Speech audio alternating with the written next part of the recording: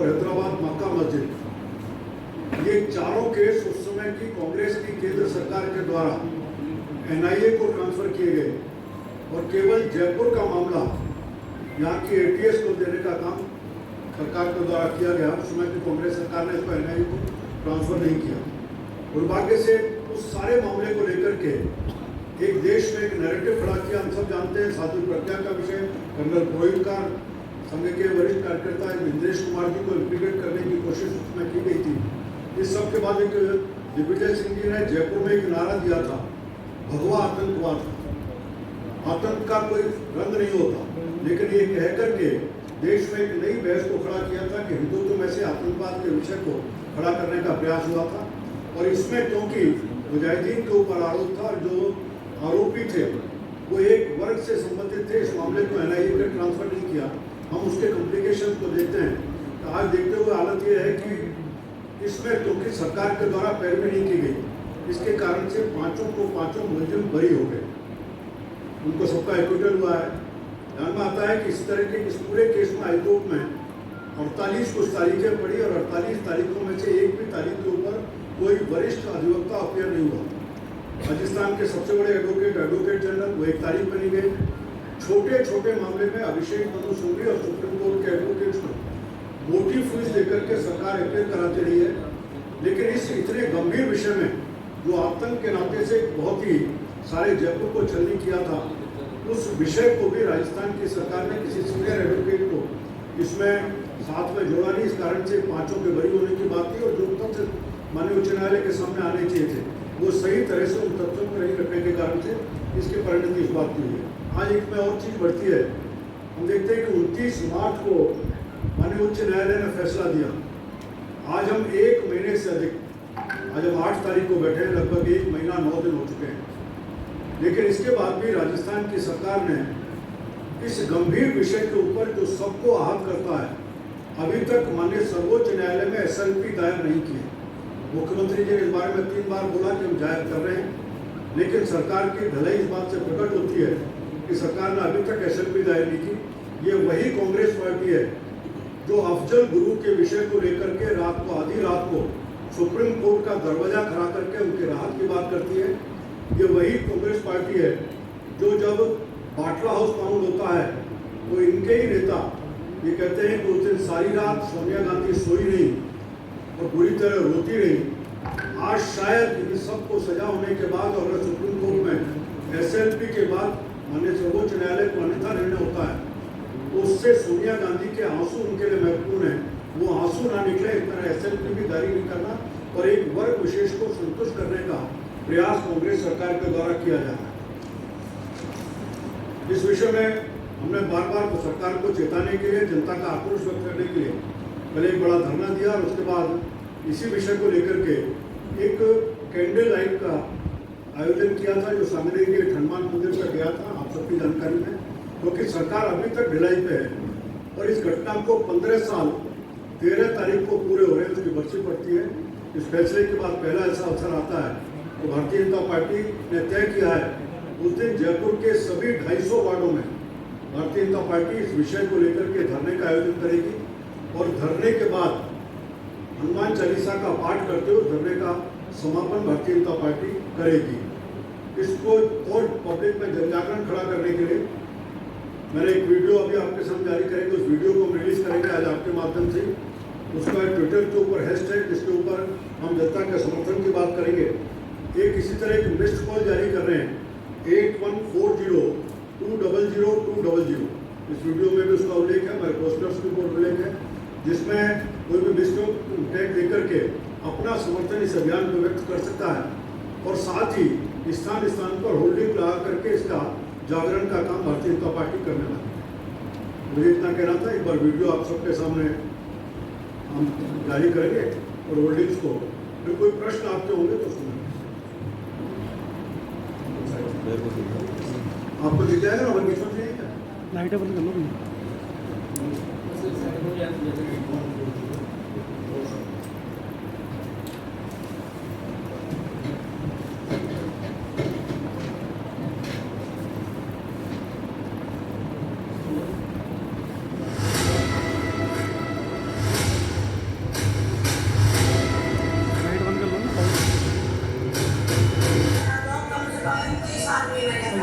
यहाँ से लाइट बंद कर लेना तेरी।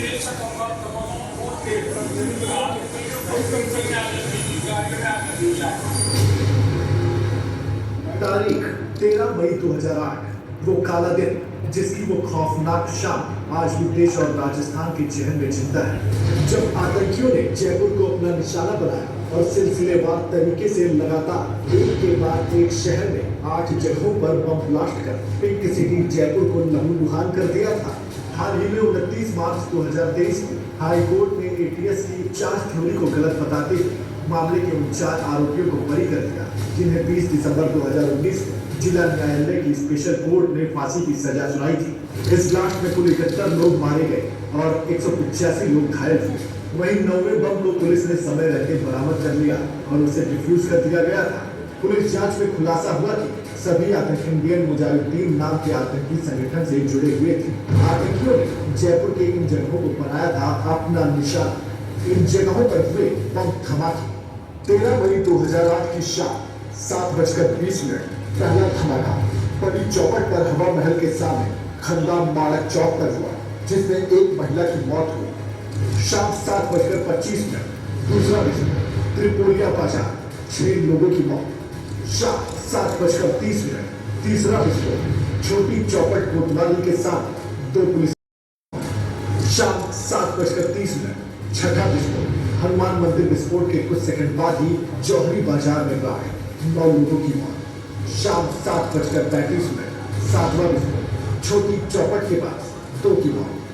शाम 7:36 आठवां विस्फोट सांगनेरी गेट हनुमान मंदिर 17 लोगों की। गांवों को बचाती है, तुष्टीकरण को बढ़ाती है। अभी राजस्थान में आपको पता होगा क्या हुआ राजस्थान में। कुछ साल पहले बम धमाका हुआ, दशकों लोग मर गए, 50 से ज्यादा लोग मर गए। आप कल्पना कीजिए, इतना भयंकर षड्यंत्र, 50 से ज्यादा लोग मारे गए, बम धमाका हुआ। लेकिन वहां की कांग्रेस सरकार की पुलिस ने ऐसा काम किया कि धमाका करने वाले सारे के सारे दोषी निर्दोष जेल से छूट गए। राजस्थान में भी बम ब्लास्ट हुए। वसुंधरा जी की सरकार थी, सबको पकड़कर जेल में डाला, फांसी की सजा हुई। हाईकोर्ट में अपील थी, वोट प्राप्त करने के लिए गहलोत सरकार ने ढंग से आर्गुमेंट नहीं किए और सारे बम ब्लास्ट के आरोपी छूट गए। जहां निचली अदालत ने जिनको फांसी की सजा दी, क्या कारण है कि वो अपराधी को आतंकवादी बरी हो गए? जब आतंकवादी 21 सुप्रीम कोर्ट के वकील खड़े कर सकते हैं तो राजस्थान सरकार की ऐसी क्या मजबूरी थी? या सरकार ने इसको खुश करने के चक्कर में एक भी सुप्रीम कोर्ट का वकील खड़ा नहीं किया? और उसके बाद सारा इन्वेस्टिगेशन और सारा प्रोसिक्यूशन कांग्रेस की हुकूमत के समय में हुआ। बदले झांकने से काम नहीं चलेगा, अर्थात सामने है और मैं समझता हूँ इससे वो बच नहीं सकते। उसी समय 4 घटनाएं हुई थी। समझौता एक्सप्रेस की घटना हुई, मालेगांव कांड हुआ, हैदराबाद मक्का मस्जिद का मामला हुआ, दरगाह ब्लास्ट हुई, दरगाह ब्लास्ट। ऐसे 4 मामले हुए। उसके साथ साथ जयपुर का मई का स्टेडियम बम ब्लास्ट हुआ। ये चारों केसेस उस समय की कांग्रेस सरकार के द्वारा एनआईए को ट्रांसफर कर दिए जाते हैं, लेकिन जयपुर स्टेडियम ब्लास्ट का मामला उसको एनआईए को ट्रांसफर नहीं किया जाता। आतंकियों को हाईकोर्ट से मिली राहत के बाद जहां पीड़ित परिवारों के जख्म फिर से हरे हो गए हैं, वहीं आम राजस्थानी भी न्याय न दिला पाने की कांग्रेस सरकार की नाकामी से निराश और आक्रोशित है।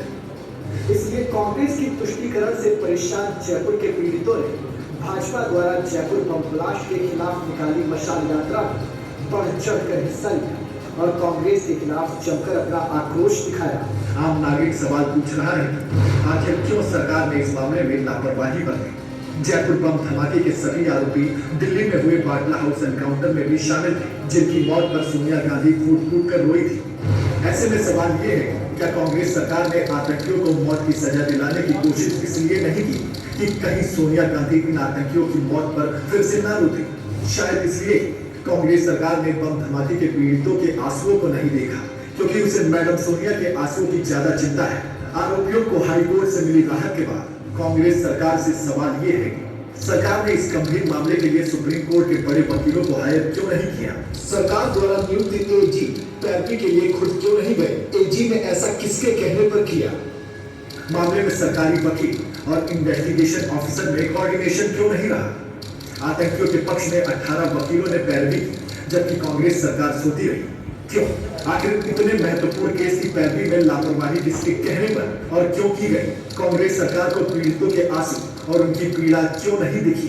क्या तुष्टीकरण के चलते ही कांग्रेस सरकार ने इस केस की पैरवी में दिलचस्पी नहीं ली? इन आरोपियों के चेहरे की ये मुस्कान बताती है कि किस तरह कांग्रेस ने अपनी तुष्टीकरण के इनको बचाने और धमाके के पीड़ितों के जख्मों को उड़ेदने का काम किया है। कांग्रेस की तुष्टीकरण से पीड़ित जयपुर की जनता 15 साल बाद अपनों को खोने के दर्द में है और आज भी इंसाफ की मांग कर रहे हैं। इंसाफ मांगे राजस्थान। जयपुर के हत्यारों की रक्षा करने वाली कांग्रेस सरकार का विरोध करने के लिए 8140200200 पर मिस्ड कॉल दें। नरून जी, मेरा सवाल ये है कि क्या इस मुद्दे से भाजपा को सत्ता प्राप्त हो जाएगा 2023 में? हर विषय सत्ता के लिए नहीं होते। हम राजनीति में काम करते हैं। राष्ट्र धर्म भी है। राष्ट्र में आतंकवाद से बड़ा गंभीर विषय नहीं है और आतंक को जो प्रश्रय देता है उनको भी चौराहे पर लेके आना और आतंकवाद के खिलाफ जनता को खड़ा करना, दोनों विषय उसके साथ भारतीय जनता पार्टी करेगी। लेकिन सीएम साहब तो बार बार यही बोल रहे कि जो ब्लास्ट हुआ था वो बीजेपी राज में हुआ, सजा मिली कांग्रेस के राज में, अब वापस एसएलपी दायर करके तो वो पूरी क्यों नहीं आप अवॉइड कर रहे हैं? उनकी पूरी डेट की शीट को देखेंगे।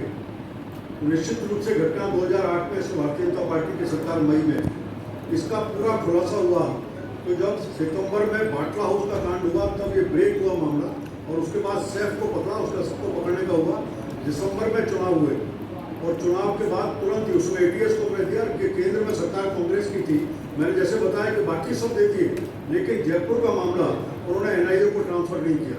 इसी के साथ जनवरी में तुरंत ही आने के बाद कांग्रेस की सरकार आ गई थी।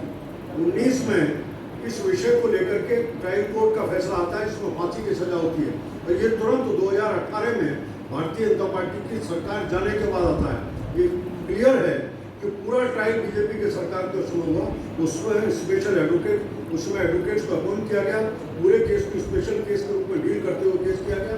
उसका परिणाम था फांसी हुई और उसके बाद की प्रोसीडिंग फिर कांग्रेस के शुरू हुई और परिणाम हम देख रहे हैं उचित पैरवी नहीं होने के कारण से जो लगातार एक इंसिडेंट देखते हैं। आप छोटे छोटे मामले में राजेंद्र राठौड़ जी एक एमएलए के मामले में एडजॉर्नमेंट की एप्लीकेशन लगाते हैं, उसका विरोध करने के लिए 25 लाख की फीस के ऊपर अभिषेक मनु सिंह में ये आ सकते हैं। लेकिन इतने बड़े गंभीर विषय के ऊपर सुप्रीम कोर्ट का कोई वकील नहीं, पूरी लीगल बैटरी एडवोकेट जनरल के नेतृत्व में काम करती है राजस्थान में। एडवोकेट जनरल या उनका कोई वरिष्ठ वकील वहाँ अपियर नहीं होता।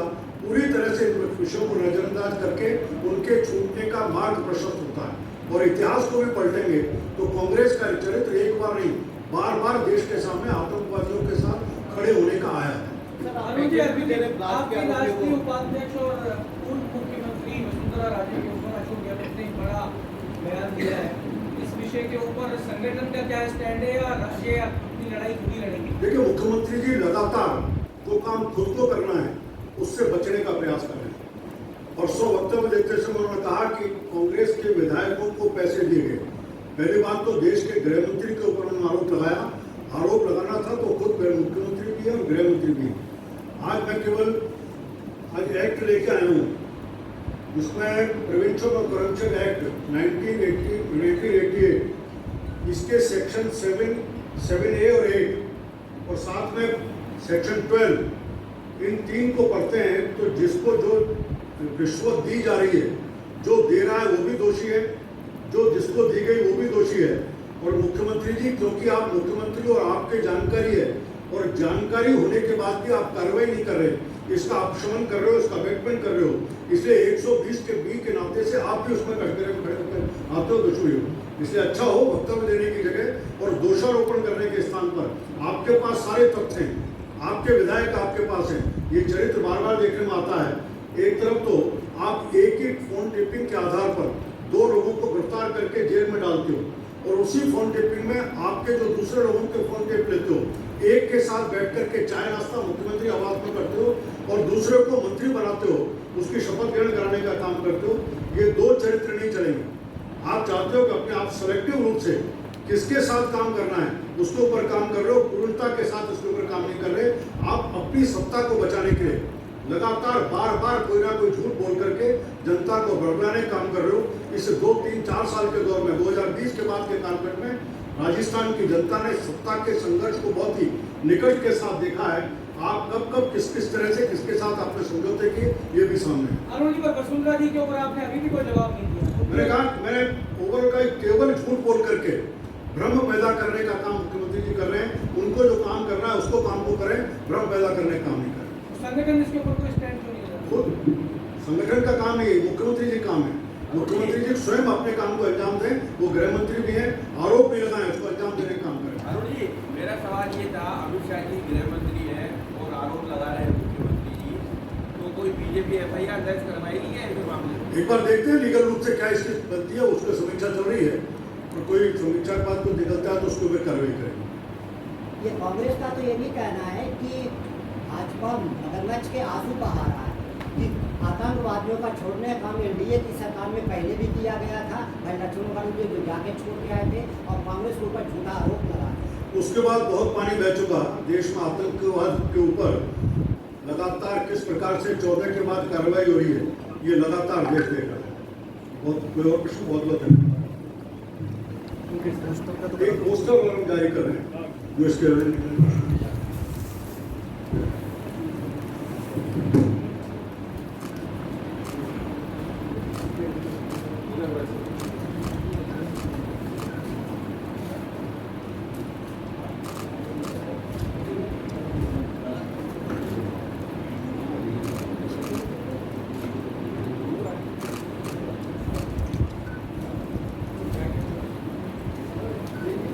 कैमरे चल रहे हैं, बता दो ना, हो जाए।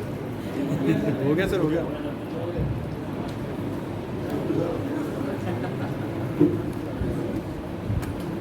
उनके प्रश्न बहुत सीधे होते हैं, हो गया।